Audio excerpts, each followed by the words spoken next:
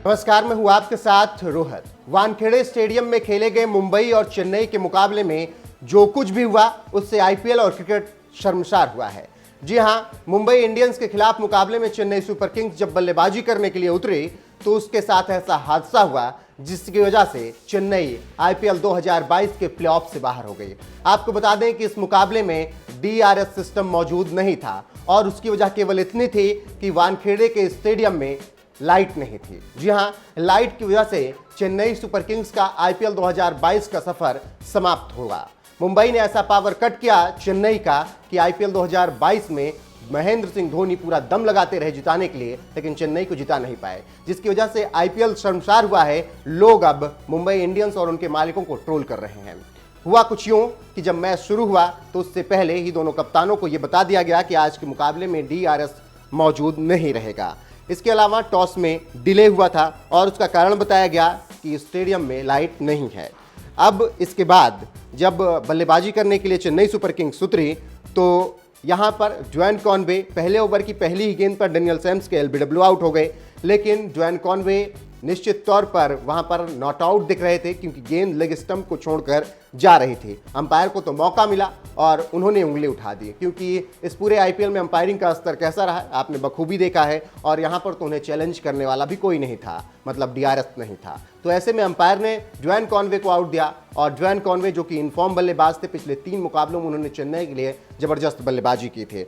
Dwayne Conway पूरी तरीके से डीआरएस लेना चाहते थे लेकिन सुविधा उपलब्ध नहीं थी। वो सर झुकाकर वापस पवेलियन लौट गए। मामला यहीं पर खत्म नहीं हुआ। अगला ओवर लेकर आए जसप्रीत बुमराह, बल्लेबाजी पर थे रॉबिन उतप्पा। रॉबिन उतप्पा इस ओवर में बहुत गेंद पर आउट होने से बचे, लेकिन जिस गेंद पर वो आउट हुए एलबीडब्ल्यू, उस गेंद पर निश्चित तौर पर रॉबिन उतप्पा बच सकते थे क्योंकि गेंद ऊपर जाती हुई दिखाई दे रही थी, लेकिन उतप्पा के पास भी मौका नहीं था कि वो डीआरएस लें और वो भी पवेलियन वापस लौट गए। इसके बाद जब डीआरएस की सुविधा उपलब्ध हुई तो तब तक चेन्नई सुपर किंग्स की लुटिया डूब चुकी थी क्योंकि 5 रन पर 3 विकेट गिर चुके थे और इसके बाद किसी तरीके से महेंद्र सिंह धोनी ने टीम को संभाला, लेकिन पूरी की पूरी टीम 97 रनों पर ऑल आउट हो गई और उसके बाद मुंबई ने शानदार तरीके से मुकाबला जीत लिया।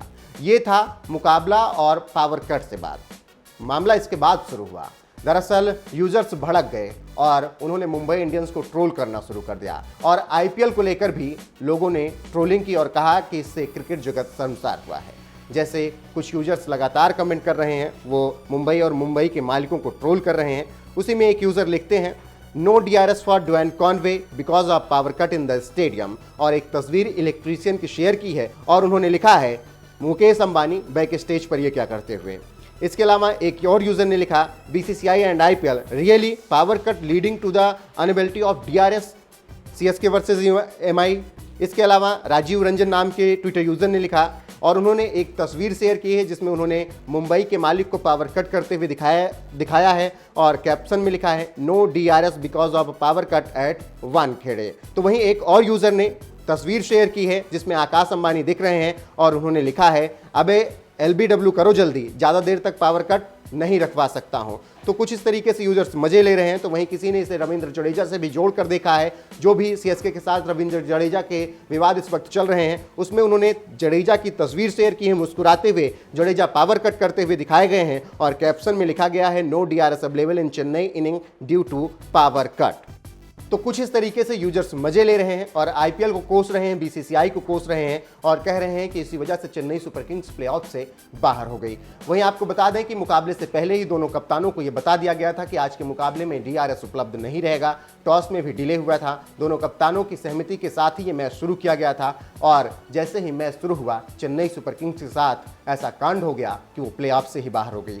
2 खिलाड़ियों को साफ तौर पर गलत आउट दिया गया था। हालांकि वो दोनों खिलाड़ी डीआरएस लेना चाहते थे लेकिन सुविधा उपलब्ध नहीं थी। जब तक डीआरएस लागू हुआ तब तक चेन्नई सुपर किंग्स प्लेऑफ से बाहर हो चुकी थी। फिलहाल आपको क्या लगता है, चेन्नई सुपर किंग्स का पावर कट क्या डीआरएस नहीं होने की वजह से इस आईपीएल में कटा और प्लेऑफ से वो बाहर हो गई? कमेंट करके अपनी राय हमें जरूर बताएं।